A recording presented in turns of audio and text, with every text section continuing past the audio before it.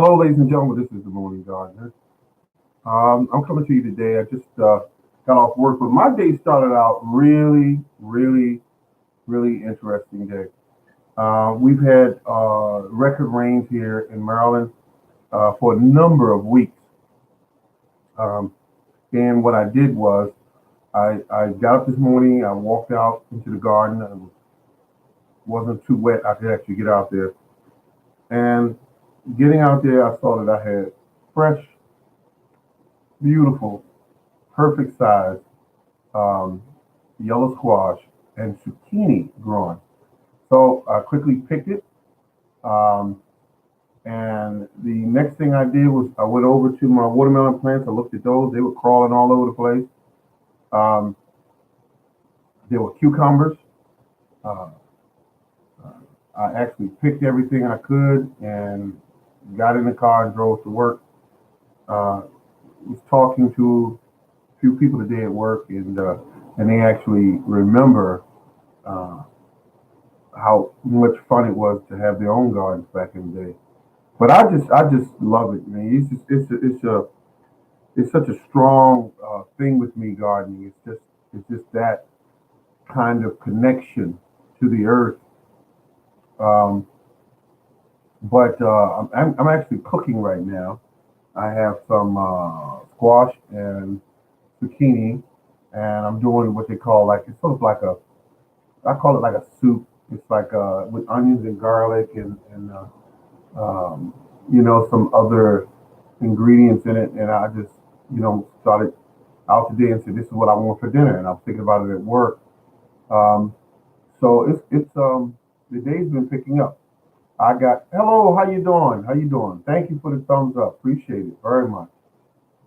Um, I'm going to go back into the yard tomorrow. Oh, hello. And start to look around and see what other items are ready for me to pick. Also, I know that my raspberries is a possibility.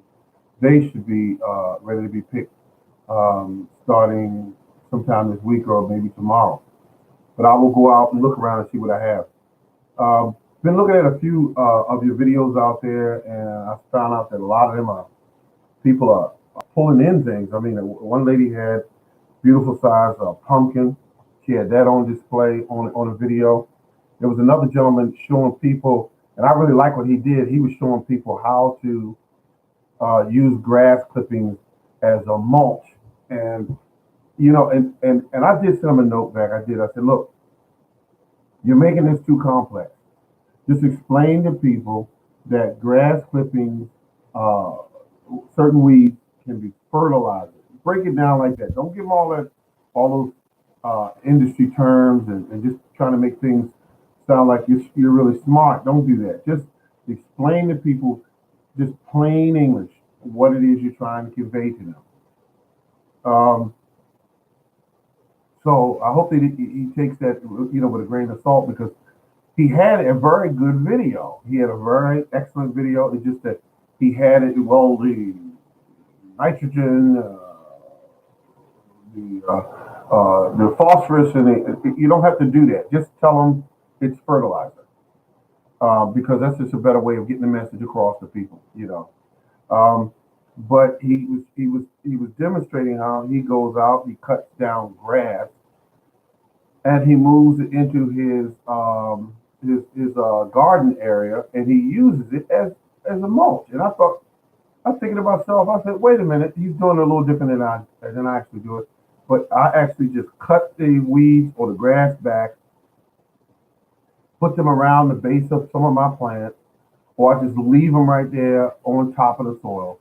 And when I do that, the um, the plants actually break down and feed the soil. And that's all you're trying to do is just feed the soil. Um, the most important the most important thing to me when I'm gardening is basically just building soil. When you build soil, it is very cheap to build soil.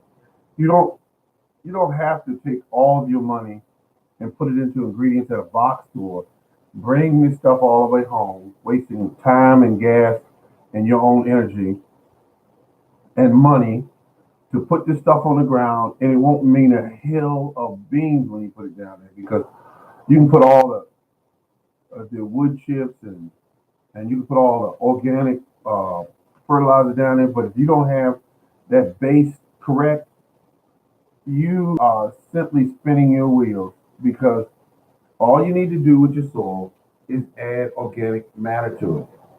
Organic matter is everywhere. Fall here in Maryland will be coming up in another, let's say, 2 months.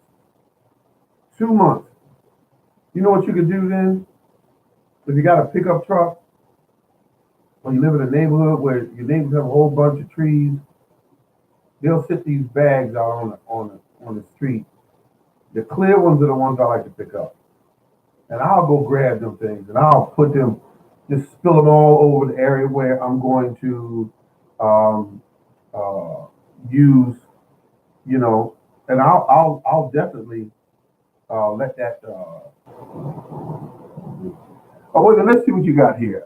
Somebody wrote here, wood chips take too long for me. Well, I gotta go along with you there. I put some down one year, about 20,000 pounds of it, and I did that by myself. That's crazy. It's just too much weight. Inches deep, 9 inches deep in some areas, and I got to tell you, that was some work. And I thought I had it all in about a year and a half, maybe a little into the second year. All those wood chips were gone, and I kept looking at the ground and said, "Wonder where they went to." And it's just that the biology in the soil made use of it. It turned it into topsoil. And so I said, why uh, uh, uh, why is it that the grass, excuse me, the wood chips have to be brought in? I mean, it's good if you have access to it, and he can get it in and dump it right on your ground, right there on your ground, where you don't have to move them around.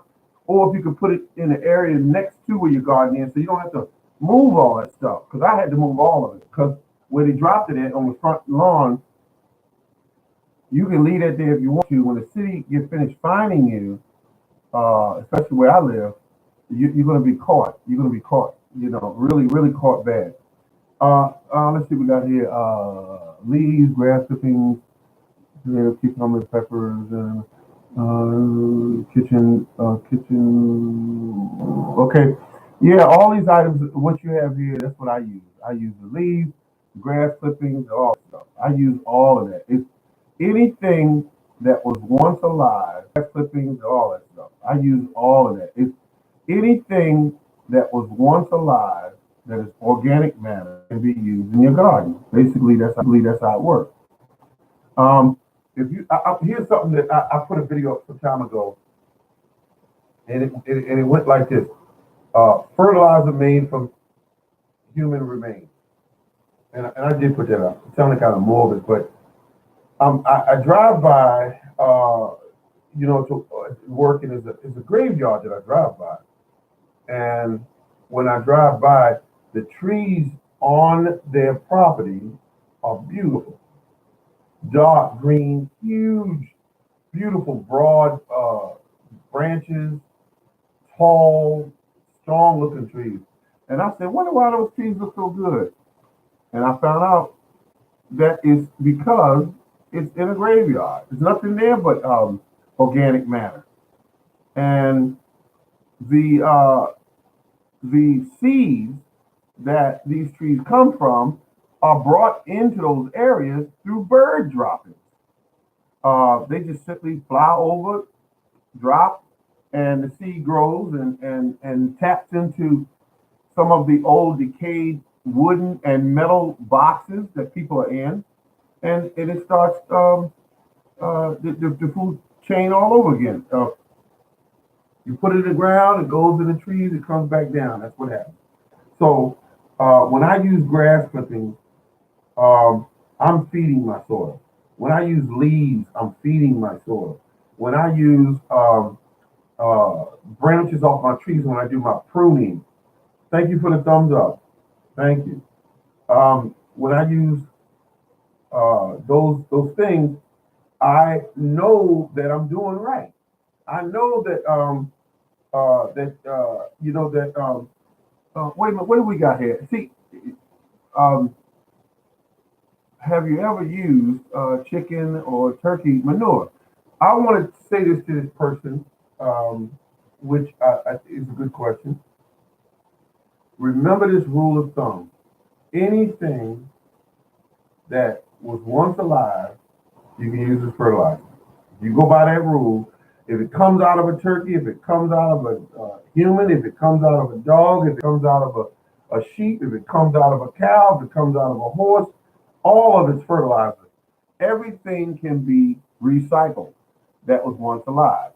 Um, Tree branches, when you're pruning, people tell you to pile them up and burn them. And another thing, they tell you to, oh, just grind it up and use it. You don't have to do any of that. I take my tree branches, I got branches that are 17, 18 inches long. I cut them down to about 6 inches. It don't even have to be that small. I cut them all up and put them around the base of my trees, and my trees are growing beautiful. In fact, I have my dwarf trees right now about 17 feet tall. And all the information that comes with you say these things will get 8 and 10 feet tall. No, my trees are wider than that and taller than that because of what they're eating. And that's what you want to. That's what you want to keep in mind. Now I'm just looking at. I just got a refund for. I bought some headset off of eBay, and them things turned in. They were garbage. Day one when I bought it. It took me almost 3, 4 weeks to get the money back from the guy. But at any rate, where am I? Always take care of your soil. If I could get that message across to everyone, just the soil. Don't worry about the plants. The plants will be fine. You take care of the soil. And then it got you running around, going out. Oh, I must do a soil test. Must do a soil test. Let me tell you something about soil. Soil keeps changing. You can test the soil, and then 3 or 4 months later, the pH, the pH will be different. Nitrogen will be different. It depends on how much rainfall you get, how much rainfall you don't get. It depends on the temperature. It depends on all of this, and the soil keeps recycling itself and changing. Only thing you can do that would help you with your soil is keep organic matter in the soil. That's all you got to do. Whether it comes from trees, limbs, or if it comes from leaves, if it comes from grass clippings, if it, any of that stuff, it's just gold when you bring it in. Um, I want you to look at some of the okay. When you see a video on YouTube, you see a guy or a girl.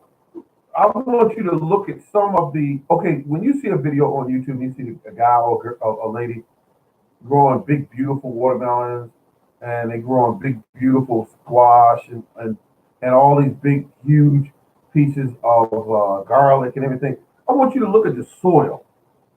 Don't look at the plant. See, people get caught up on the plant part. Look at the soil that they're pulling it out of. When they pull it out of the soil, look at the soil. See, try to get an idea how it crumbles and get an idea about the how it flakes away from the plant that was once there. You know, when you see it do that, you want to learn how to get your soil better than their soil actually is. That's what you want to do.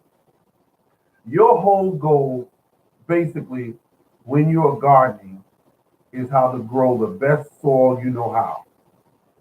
And that's your whole thing, is to grow the best soil you know how. Because if you get the soil right, you can take seeds and toss them out the window and they still going to grow. But if you don't get the soil right, you will be struggling with insects eating up your plants. The insects primarily eat plants that are in good condition. That's what plants do. I mean, insects do. Insect crew. They weed out the weak strands, and that's what's tasty to them. Plants that are soft, weak, and aren't able to produce the chemicals that it takes to protect themselves.